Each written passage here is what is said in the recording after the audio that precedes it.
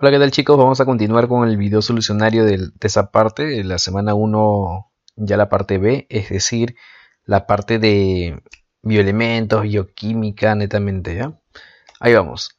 Ejercicio de ECO, San Marcos, obviamente, ejercicio uno. Ahí vamos.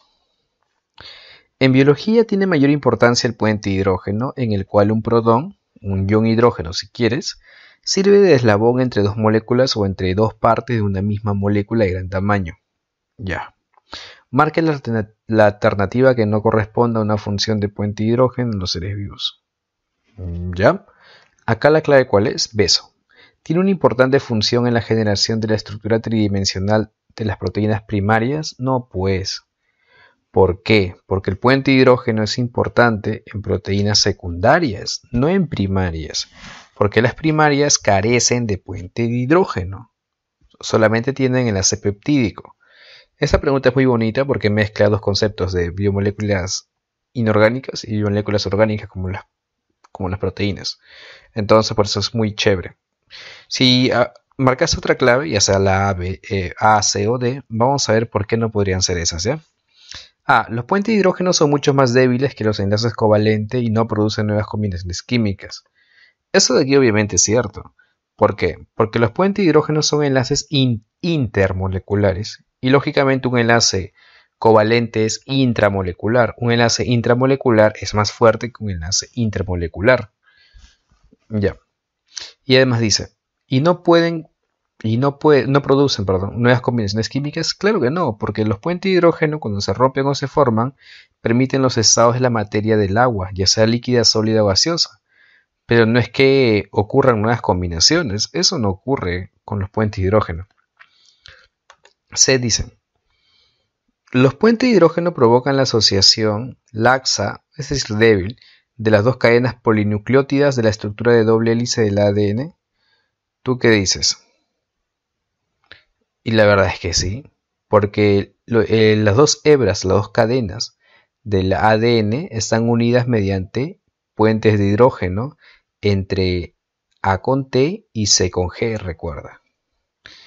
D dice, la formación de puentes de hidrógeno entre moléculas de agua adyacentes explica muchas de las propiedades, claro. ¿Por qué? Porque mientras más puentes de hidrógeno, existan, más cercano es la longitud entre moléculas de agua. Es por eso que en algunos libros dicen que cuando hay 4 puentes de hidrógeno, el estado que se conforma es el estado sólido. Entonces por ahí va el asunto, ¿no? El número de puentes de hidrógeno es relevante en qué sentido, en que puede aportar información en cuanto al estado físico de la materia, bueno, en este caso del agua. Bueno, todo es cierto menos la B, porque esto de acá no tiene fundamento obviamente, ¿no? Acá son proteínas primarias o secundarias, debería decir, porque sea verdadero. Obviamente secundarias. Así que esa es la clave porque te piden la que no corresponde. Ejercicio 2, más rápido, ¿ya? El agua es la molécula inorgánica más importante. Ya. Para todas las formas de vida, favorece la complejidad debido a su tendencia a disolver una amplia variedad de moléculas inorgánicas y orgánicas, gracias a sus cualidades polares. Favorece la disociación de muchas moléculas formadoras de iones, los cuales participan en la regulación de propiedades biológicas como la contracción muscular, la permeabilidad y la transmisión de impulsos nerviosos, donde participan los iones. Ya. De cajón acá la clave ¿cuál es? Ahí está. Potasio y sodio. Recuerda que el sodio y potasio, bueno, el potasio y el sodio, acá en realidad el orden no importa, participan en la transmisión de impulsos nerviosos. Claro que sí. Claro que sí. Acá la clave ya cerrado así es dedo. El resto no, pues cobalto no. Este es crecimiento en plantas y así. El fosfato no tanto así. Tiene otras funcionalidades en sí, la verdad. Así que por ahí no va. La clave es dedo. 3. El agua cuenta con un, ya está, lo cual significa que al pasar del estado líquido al sólido, emite cantidades relativamente grandes de calor, ¿ya? Por el contrario, el hielo absorbe grandes cantidades de calor al fundirse.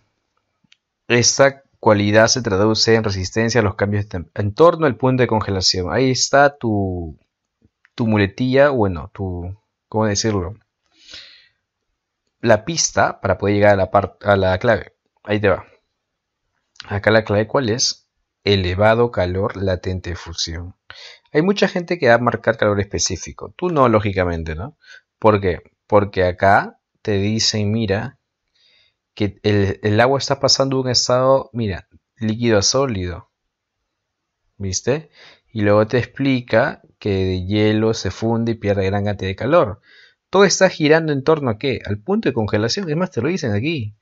Eso quiere decir que se está refiriendo a un alto valor, sí, pero un alto valor de calor latente de fusión, de cambio de estado. Entonces la clave, ¿cuál sería? Avión. No podría ser beso, porque en la clave beso no se cambia de estado. En clave beso simplemente se absorbe calor para elevar un grado Celsius la temperatura del agua. No tiene que ver mucho con el cambio de estado en sí. Es lo que tú en física ves, ¿no? Como quémala y luego lo ves como Q se mata, ¿no? O bueno, ya la memoteína que te hayan dado, pues, ¿no? O que te vayan a dar. Entonces, la clave acá sería A. Veamos, ejercicio 4. Ahí te va. Él nos sirve para que la superficie del cuerpo se deshaga de grandes cantidades de calor durante la transformación del agua líquida en vapor, favoreciendo de este modo la eliminación del sudor en los exteriores del cuerpo de los animales. La clave, ¿cuál sería? Avión. Cerrado. ¿Por qué avión? Porque nuevamente se están hablando de un cambio de estado, de líquido a vapor. Es elevado calor latente de evaporación. Nuevamente quémala. Sí. Sí, efectivamente. Entonces, cuando hablamos básicamente, cuando el agua pasa de líquido a vapor, hablamos de un cambio de estado que justamente hace que perdamos calor. O sea, esto ayuda a regular la temperatura corporal y todo. Claro que sí. Pero el detalle está en esto, ¿no? En que cómo se llama esta propiedad del agua, que retiene mucho calor el agua en comparación a otras moléculas. Bueno, se llama así, elevado calor latente de evaporación. Hay mucha gente nuevamente que en su examen de admisión o simulacro podría marcar incluso beso nuevamente, ¿no? ¿Por qué beso? Fácil. Porque como dice calor y todo lo demás se relaciona con alto calor específico. Pero no es tanto así. Recuerda que alto calor específico no significa cambiar de estado. ¿Qué significa esto? Aumentar un grado Celsius la temperatura que ya se tiene. Ya está. Sigamos. Ejercicio 5 dice así. Robert Hooke fue el primer científico que describió la estructura celular. Él estudió delgados cortes de corcho y describió su estructura semejante a celdillas en un artículo publicado en 1665. La disposición tipo panal de esas celdillas le recordaban las pequeñísimas celdas de los monasterios. Si en la actualidad alguien quiere saber qué tipo de lípido se podría encontrar en las células del corcho, ¿cuál sería? Bueno, acá la clave ¿cuál sería? Suberina. Recuerda que al corcho le llaman suber o corcho. ¿Por qué? Porque tiene justamente este lípido llamado suberina. ¿Por qué no colesterol? Bueno, cuando hablamos de células de corcho, hablamos de células vegetales, y las vegetales carecen de colesterol, recuerda ese detalle. ¿Por qué no cerumen? Bueno, el cerumen está en el oído, no tiene nada que ver. Y la vitelina ni siquiera es lípido, porque la vitelina es una proteína de reserva. Entonces, bueno, el clave acá ¿cuál sería? Beso. Sigamos. Ejercicio 6, y dice así. La falta de una cantidad adecuada de proteínas o la deficiencia de las proteínas, esta es muy buena de Coteire, de las proteínas ingeridas pueden conducir a, ¿ya? Una grave condición. En última instancia, el desgaste del músculo y otros tejidos vitales asociados con el agotamiento de las proteínas conducen a la muerte. Ya hasta ya te sopló. Mira, dice, el agotamiento de las proteínas. ¿Cómo se llama esto? O bueno, ¿qué produce esto? ¿A qué conduce a esto? Ahí te va. A un balance negativo de nitrógeno. ¿Por qué?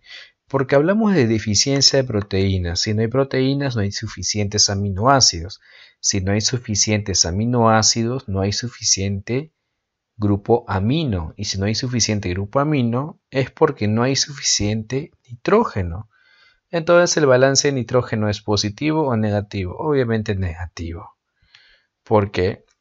Porque no hay tanto nitrógeno. Una vez que hay una falta de proteínas, una deficiencia de proteínas, la clave es beso. ¿Y por qué no puede ser casa? No, pues no tiene nada que ver, no te menciona ni siquiera el agua.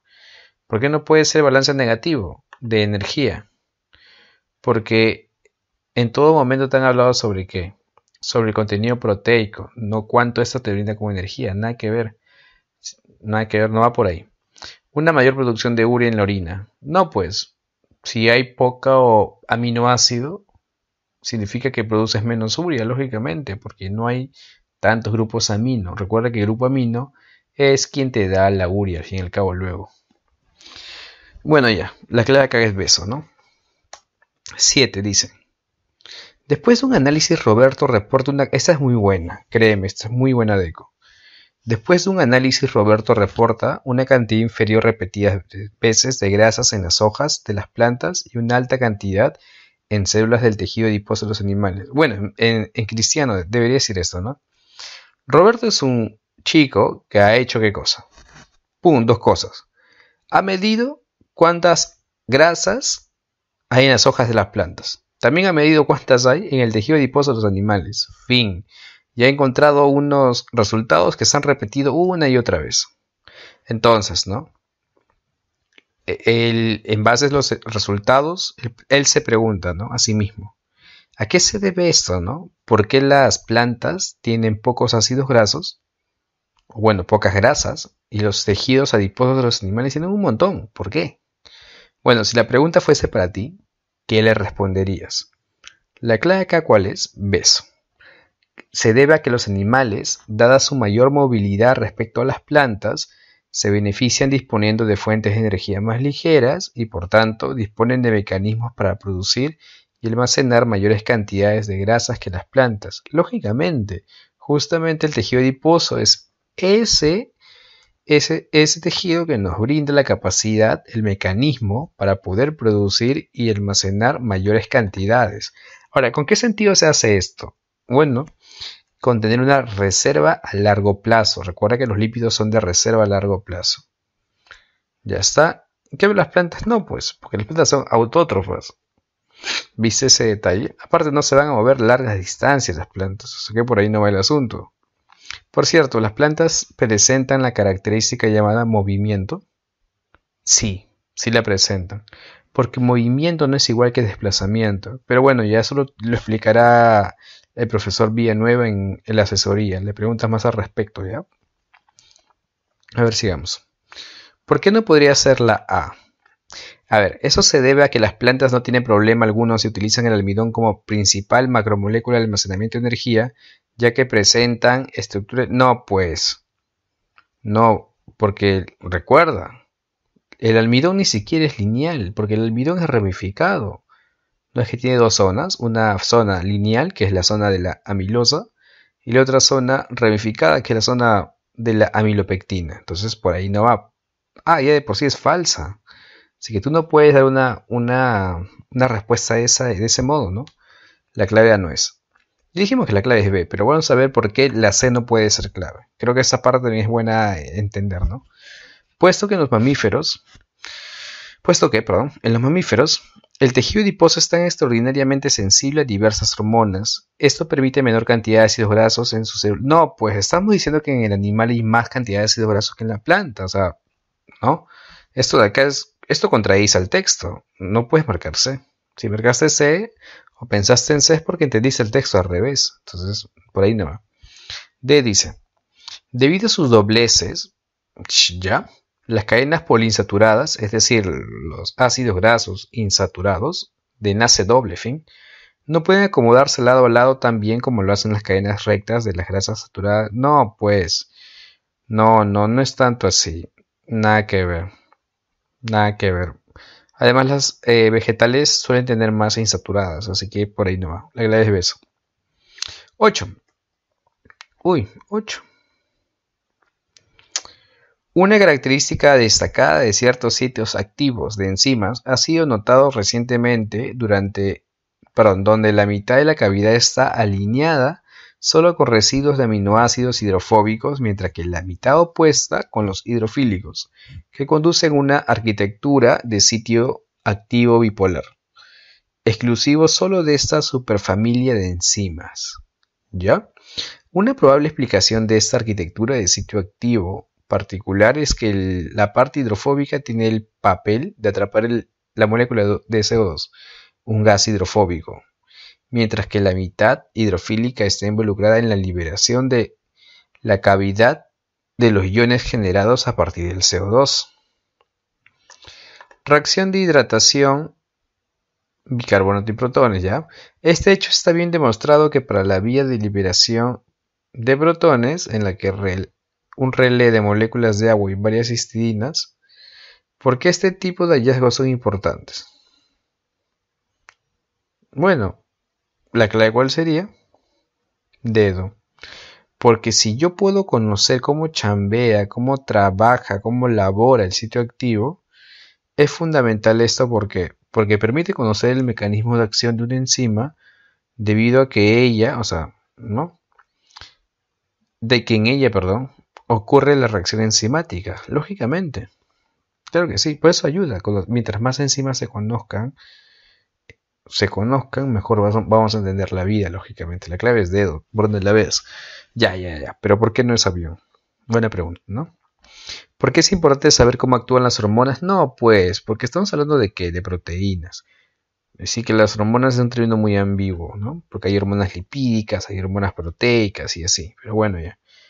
B dice, no sirve porque las enzimas reducen la misma cantidad del valor de energía de activación No, aparte no tiene nada que ver con el texto.